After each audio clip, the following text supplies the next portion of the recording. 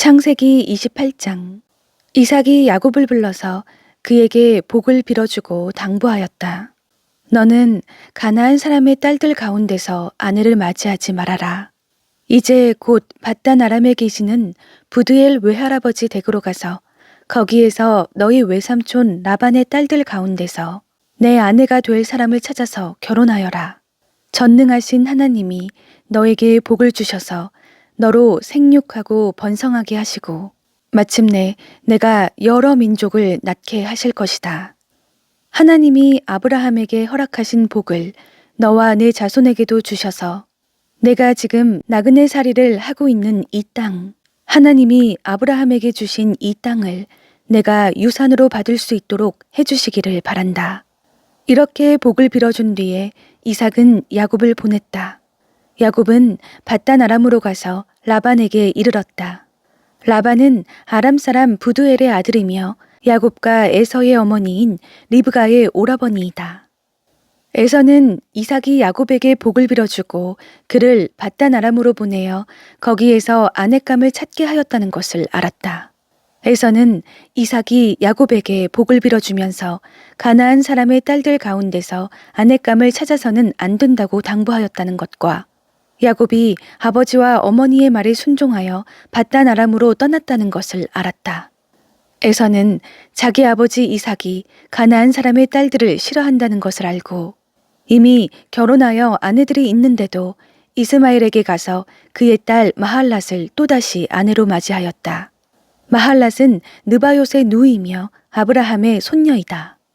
야곱이 브에세바를 떠나서 하란으로 가다가 어떤 곳에 이르렀을 때에 해가 저물었으므로 거기에서 하룻밤을 지내게 되었다. 그는 돌 하나를 주어서 베개로 삼고 거기에 누워서 자다가 꿈을 꾸었다.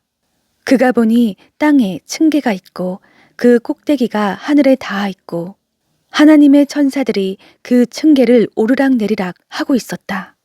주님께서 그 층계 위에 서서 말씀하셨다. 나는 주 너의 할아버지 아브라함을 보살펴준 하나님이요 너의 아버지 이삭을 보살펴준 하나님이다. 내가 지금 누워있는 이 땅을 내가 너와 너의 자손에게 주겠다. 너의 자손이 땅의 띠끌처럼 많아질 것이며 동서남북 사방으로 퍼질 것이다. 이 땅 위의 모든 백성이 너와 너의 자손 덕에 복을 받게 될 것이다. 내가 너와 함께 있어서 내가 어디로 가든지 너를 지켜주며 내가 너를 다시 이 땅으로 데려오겠다.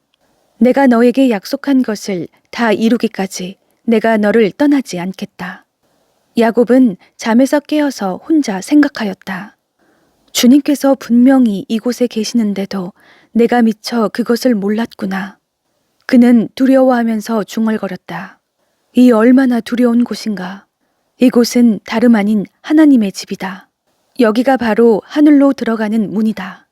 야곱은 다음날 아침 일찍이 일어나서 베개 삼아 벤 그 돌을 가져다가 기둥으로 세우고 그 위에 기름을 붓고 그곳 이름을 베델이라고 하였다.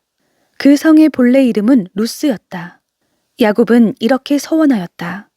하나님께서 저와 함께 계시고 제가 가는 이 길에서 저를 지켜주시고 먹을 것과 입을 것을 주시고 제가 안전하게 저희 아버지 집으로 돌아가게 해주시면 주님이 저의 하나님이 되실 것이며 제가 기둥으로 세운 이 돌이 하나님의 집이 될 것이며 하나님께서 저에게 주신 모든 것에서 열의 하나를 하나님께 드리겠습니다. 창세기 29장. 야곱이 줄곧 길을 걸어서 드디어 동방 사람들이 사는 땅에 이르렀다. 거기 들에 우물이 있는데 그 곁에 양떼 세 무리가 엎드려 있는 것이 보였다. 그곳은 목자들이 양떼에게 물을 먹이는 우물인데 그 우물 아귀는 큰 돌로 늘 덮여 있어서 양떼가 다 모이면 목자들이 우물 아귀에서 그 돌을 굴려내어 양떼에게 물을 먹이고 다 먹인 다음에 다시 돌을 굴려서 우물 아귀를 덮고는 하였다. 야곱이 그 목자들에게 물었다. 여보십시오, 어디에서 오시는 길입니까? 그들이 대답하였다. 우리는 하란에서 오는 길입니다. 야곱이 그들에게 또 물었다. 나홀이라는 분의 손자인 라반이라는 분을 아십니까?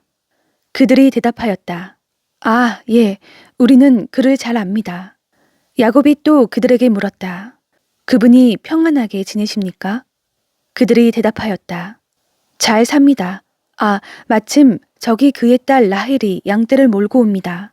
야곱이 말하였다. 아직 해가 한창인데 아직은 양떼가 모일 때가 아닌 것 같은데 양떼에게 물을 먹이고 다시 풀을 뜯기러 나가야 하지 않습니까? 그들이 대답하였다. 그렇지 않습니다. 양떼가 다 모일 때까지 기다렸다가 양떼가 다 모이면 우물아기에 돌을 굴려내고서 양떼에게 물을 먹입니다. 야곱이 목자들과 말하고 있는 사이에 라헬이 아버지의 양떼를 이끌고 왔다. 라헬은 양떼를 치는 목동이다. 야곱이 외삼촌 라반의 딸 라헬과 그가 치는 외삼촌의 양떼를 보고 우물 아기에서 돌을 굴려내어 외삼촌의 양떼에게 물을 먹였다. 그러고 나서 야곱은 라헬에게 입을 맞추고 기쁜 나머지 큰 소리로 울면서 라헬의 아버지가 자기의 외삼촌이라는 것과 자기가 리브가의 아들이라는 것을 라헬에게 말하였다. 라헬이 달려가서 아버지에게 이 사실을 말하였다. 라반은 누이의 아들 야곱이 왔다는 말을 듣고서 그를 만나러 곧장 달려와 그를 보자마자 껴안고서 입을 맞추고 자기 집으로 데리고 갔다. 야곱은 지금까지 있었던 일들을 라반에게 다 말하였다. 말을 듣고 난 라반은 야곱에게 말하였다. 너는 나와 한 피부치이다. 야곱이 한 달을 라반의 집에 머물러 있을 때에 라반이 그에게 말하였다.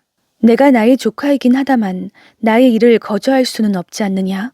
너에게 어떻게 보수를 주면 좋을지 너의 말을 좀 들어보자. 라반에게는 두 딸이 있었다. 맏딸의 이름은 레아이고 둘째 딸의 이름은 라헬이다. 레아는 눈매가 부드럽고 라헬은 몸매가 아름답고 용모도 예뻤다. 야곱은 라헬을 더 사랑하였다. 그래서 그는 제가 7년 동안 외삼촌 일을 해드릴 터이니 그때에 가서 외삼촌의 작은 딸 라헬과 결혼하게 해주십시오. 하고 말하였다. 그러자 라반이 말하였다. 그 아이를 다른 사람과 짝지어 주는 것보다 너에게 짝지어 주는 것이 더 낫겠다. 그러면 여기서 나와 함께 살자. 야곱은 라헬을 아내로 맞으려고 7년 동안이나 일을 하였지만 라헬을 사랑하기 때문에 7년이라는 세월을 마치 며칠같이 느꼈다. 7년이 지난 뒤에 야곱이 라반에게 말하였다. 약속한 기한이 다 되었습니다. 이제 장가를 들게 해주십시오. 라헬과 결혼하겠습니다. 라반이 그 고장 사람들을 다 청해놓고 잔치를 베풀었다. 밤이 되었을 때에 라반은 큰딸 레아를 데려다가 신방으로 들여보냈는데 야곱은 그것도 모르고 레아와 동침하였다. 라반은 여종 실바를 자기 딸 레아에게 몸종으로 주었다. 아침이 되어서 야곱이 눈을 떠보니 레아가 아닌가. 야곱이 라반에게 말하였다. 외삼촌께서 저에게 이러실 수가 있습니까? 제가 그동안 라헬에게 장가를 들려고 외삼촌 일을 해드린 것이 아닙니까? 외삼촌께서 왜 저를 속이셨습니까? 라반이 대답하였다. 큰 딸을 두고서 작은 딸부터 시집 보내는 것은 이 고장의 법이 아닐세. 그러니 이래 동안 초래 기간을 채우게. 그런 다음에 작은 아이도 자네에게 주겠네. 그 대신에 자네는 또 7년 동안 내가 맡기는 일을 해야 하네. 야곱은 그렇게 하였다. 그가 레아와 이래 동안 지내고 나니 라반은 자기 딸 라헬을 그에게 아내로 주었다.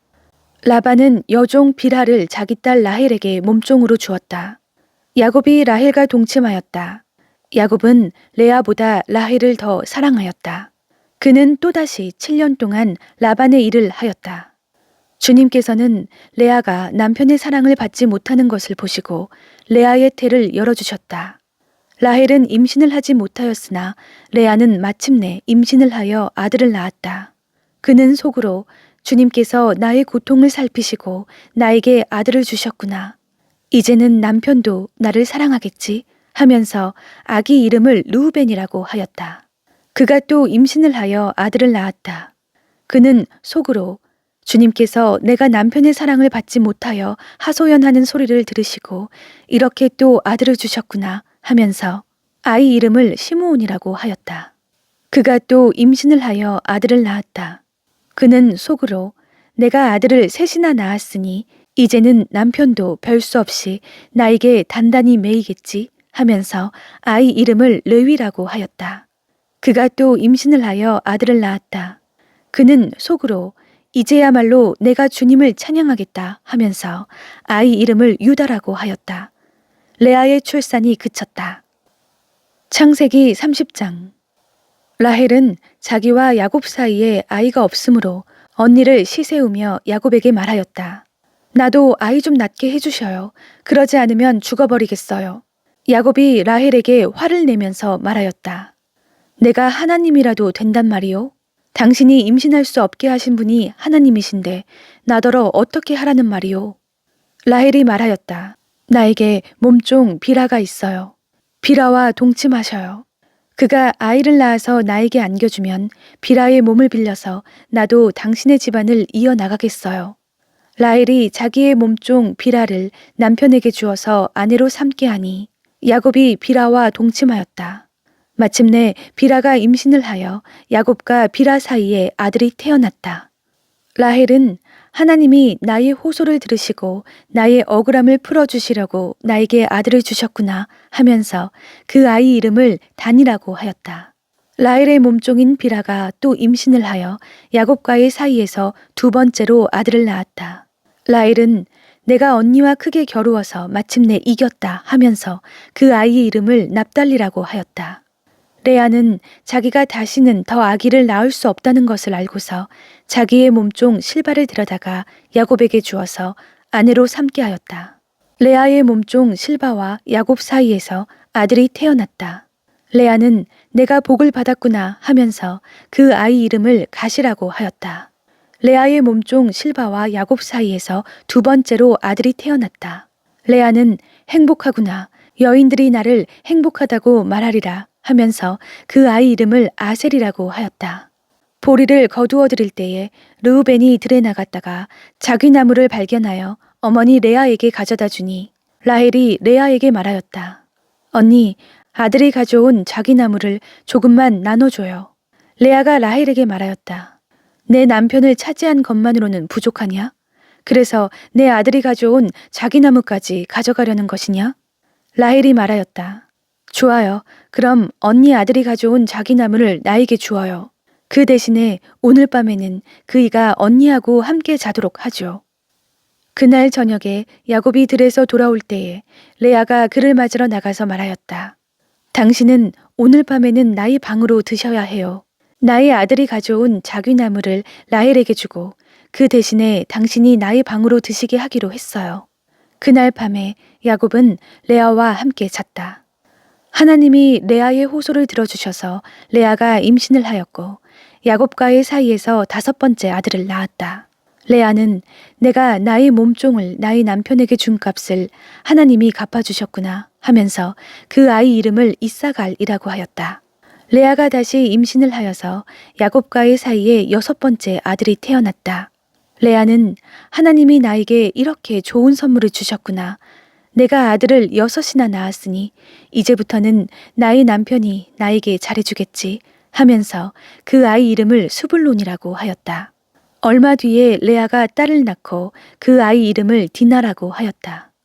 하나님은 라헬도 기억하셨다. 하나님이 라헬의 호소를 들으시고 그의 태를 열어주셨다. 그가 임신을 하여서 아들을 낳으니 하나님이 나의 부끄러움을 벗겨주셨구나 하고 생각하였다. 라헬은 그 아이의 이름을 지을 때에 주님께서 나에게 또 다른 아들 하나를 더 주시면 좋겠다 하는 뜻으로 그 아이 이름을 요셉이라고 하였다. 라헬이 요셉을 낳은 뒤에 야곱이 라반에게 말하였다. 제가 고향 땅으로 돌아갈 수 있도록 저를 보내주십시오. 장인어른의 일을 해드리고 얻은 저의 처들과 자식들도 제가 데리고 가게 허락하여 주십시오. 제가 장인어른의 일을 얼마나 많이 해드렸는가 하는 것은 장인어른께서 잘 아십니다. 라반이 그에게 말하였다. 자네가 나를 좋아하면 여기에 머물러 있기를 바라네. 주님께서 자네를 보시고 나에게 복을 주신 것을 내가 점을 쳐보고서 알았네. 라반은 또 덧붙였다. 자네의 품삯은 자네가 정하게 정하는 그대로 주겠네. 야곱이 그에게 말하였다. 제가 장인어른의 일을 어떻게 해드리고 장인어른의 가축대를 얼마나 잘 보살폈는지는 장인어른께서 잘 아십니다.